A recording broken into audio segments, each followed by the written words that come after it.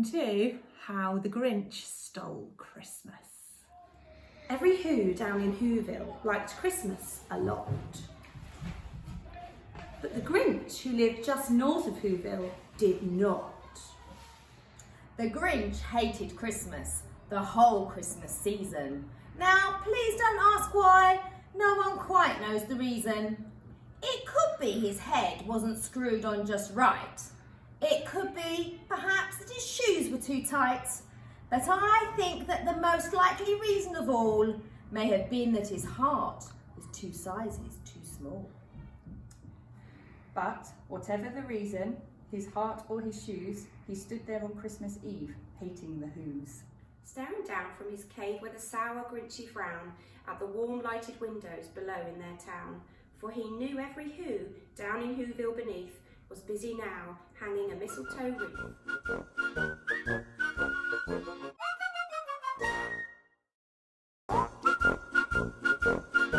And they're hanging their stockings and snarling the snare. Tomorrow is Christmas, it's practically here. Then he growled with his Grinch fingers nervously drumming. I must find some way to stop Christmas from coming, for tomorrow he knew. All the Who girls and boys would wake bright and early, then rush for their toys. And then, the noise! Oh, the noise, noise, noise! That's one thing he hated. The noise, noise, noise, noise.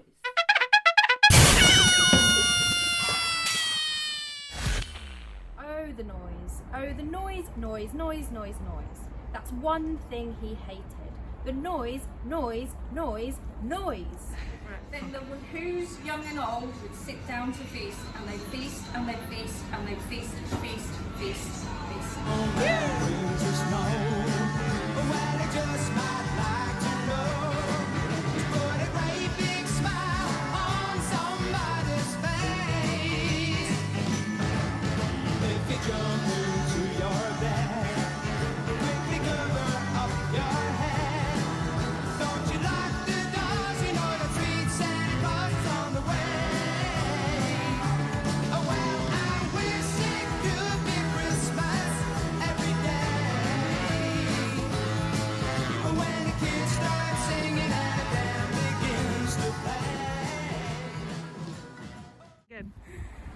They would feast on Who pudding and rare Who roast beef, which was something the Grinch couldn't stand in the least. Okay. And then they do something he liked least of all. Every Who down in Whoville, the tall and the small, would stand close together with Christmas bells ringing. They'd stand hand in hand, and the Who's would start singing.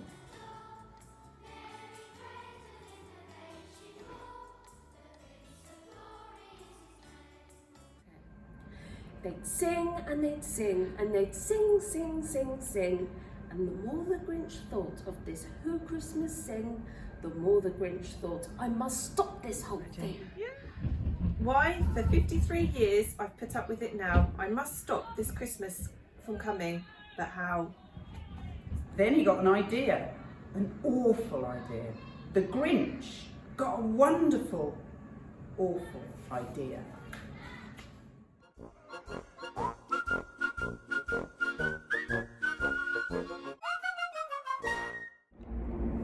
I know just what to do. The Grinch laughed in his throat.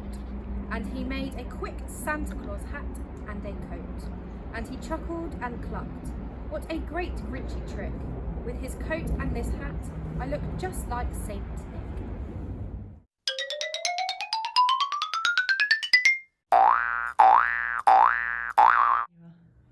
All I need is a reindeer. The Grinch looked around. But since reindeer are scarce, there were none to be found.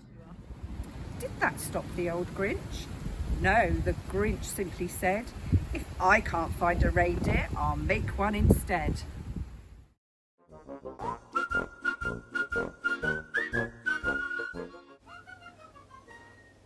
First he took Maisie and took some red thread and tied a big horn to the top of her head.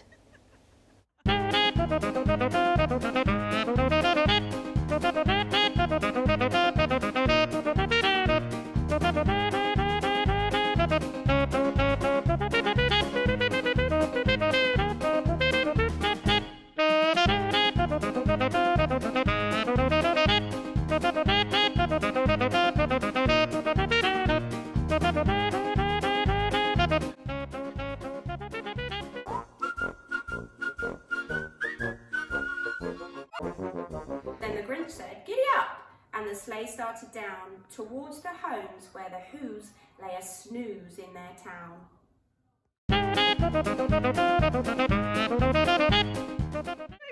But Maisie was licky, Maisie was crazy.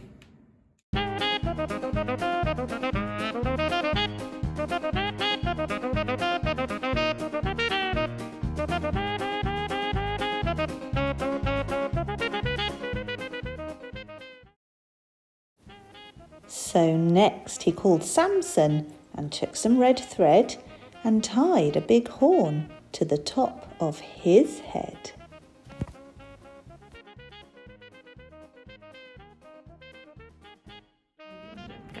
Then the Grinch said giddy up and the sleigh started down towards the homes where the Whos lay a snooze in their town.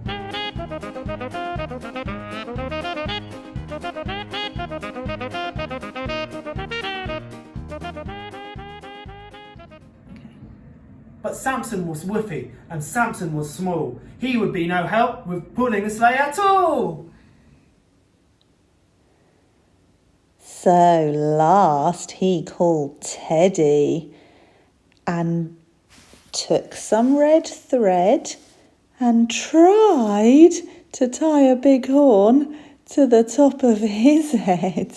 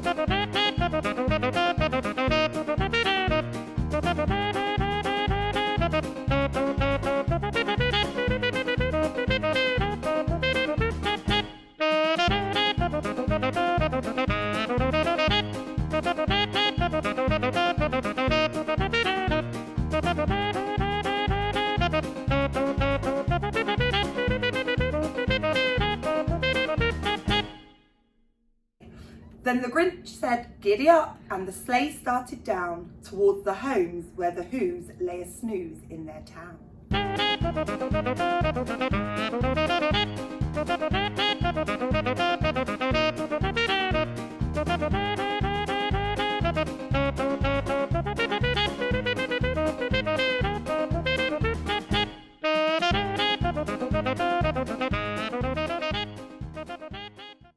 Okay, but Teddy was slobbery, Teddy was heavy. So the Grinch loaded some bags into his car. I'll drive it to Whoville. That's easier by far.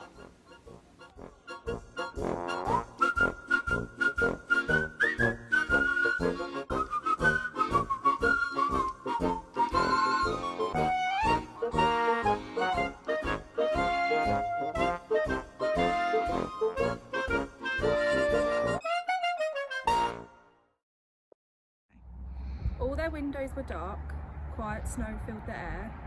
All the Whos were all dreaming sweet dreams without care. When he came to the first little house in the square, this is stop number 1, the old Grinchy claws hissed as he climbed to the roof, empty bags in his fist. Then he slid down the chimney, a rather tight pinch, but if Santa can do it, then so can the Grinch. He got stuck only once for a moment or two, then he stuck his head out of the fireplace flue.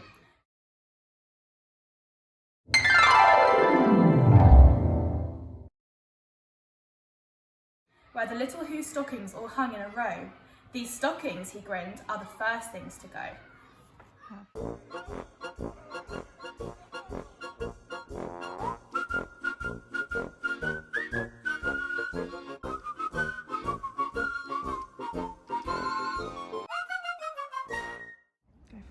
Then he slithered and slunk with a smile most unpleasant around the whole room, and he took every present. Pop guns and bicycles, roller skates, drums. Checkerboards, tricycles, popcorn and plums. And he stuffed them in bags. Then the Grinch, very nimbly, stuffed all the bags one by one up the chimney. Then he slunk to the icebox. He took the Who's feast. He took the Who pudding. He took the roast beast. He cleaned out that icebox as quick as a flash. Why, that Grinch even took their last can of Who hash.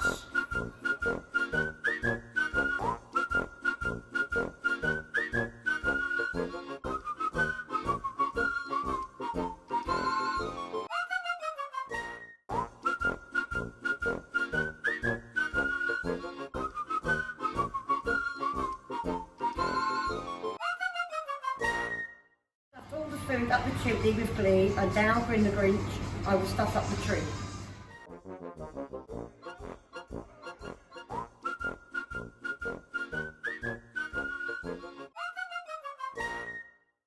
And the Grinch grabbed the tree as he started to shove, and he heard a small sound like the coo of a dove. He turned around fast, and he saw a small Who. Little Cindy Lou Who was not more than 2. The Grinch had been caught by his tiny Who daughter, who got out of bed for a cup of cold water. She stared at the Grinch and said, "Santa Claus, why? Why are you taking our Christmas tree? Why?" But, you know, that old Grinch was so smart and so slick, he thought up a lie, and he thought it up quick. "Why, my sweet little tot," the fake Santa Claus lied. "I'll take it to my workshop, my dear. I'll fix it up there and bring it back here." And his fear fooled the kids. Then the petting her head and got a drink and sent her to bed. When Cindy Lou Who went to bed with her cup, he went to the chimney and stuffed the tree up.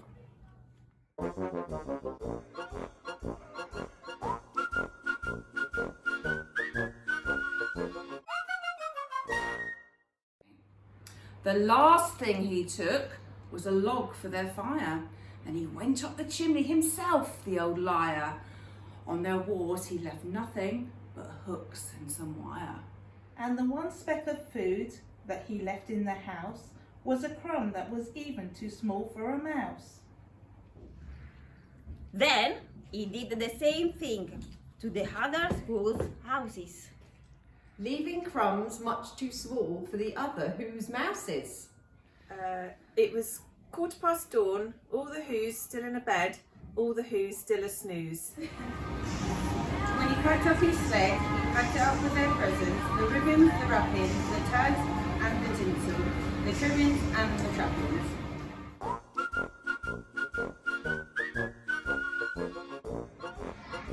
"3,000 feet up the side of Mr. Crumpet, he rode with his load to the tip-top to dump it.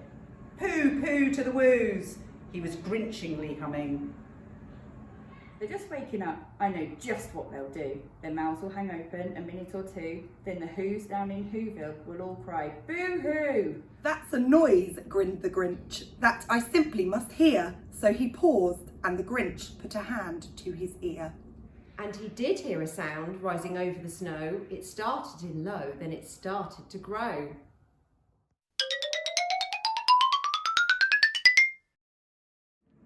but the sound wasn't sad. Why? This sounded merry. It couldn't be so, but it was merry, very.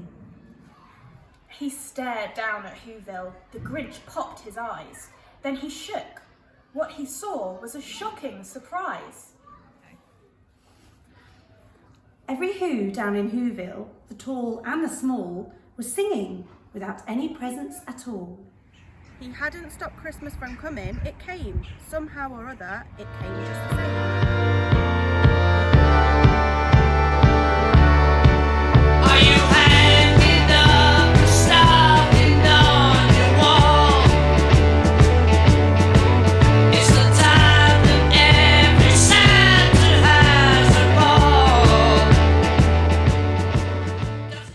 And the Grinch, with his Grinch feet ice cold in the snow, stood puzzling and puzzling. How could it be so? It came without ribbons, it came without tags, it came without packages, boxes or bags. And he puzzled 3 hours till his puzzler was sore. Then the Grinch thought of something he hadn't before. Maybe Christmas, he thought, doesn't come from a store. Maybe Christmas, perhaps, means a little bit more.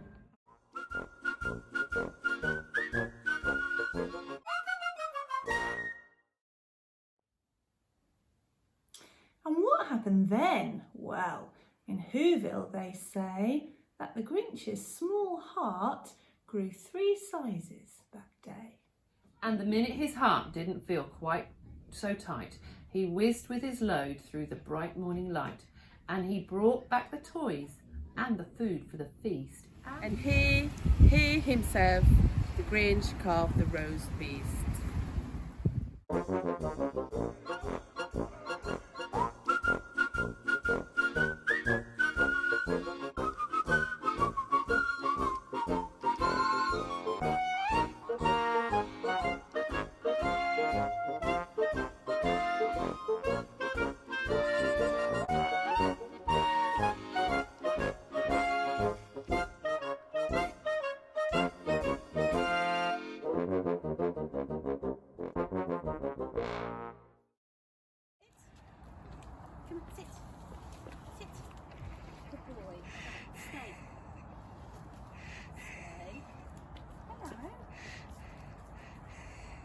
No, he didn't like it. He didn't like it.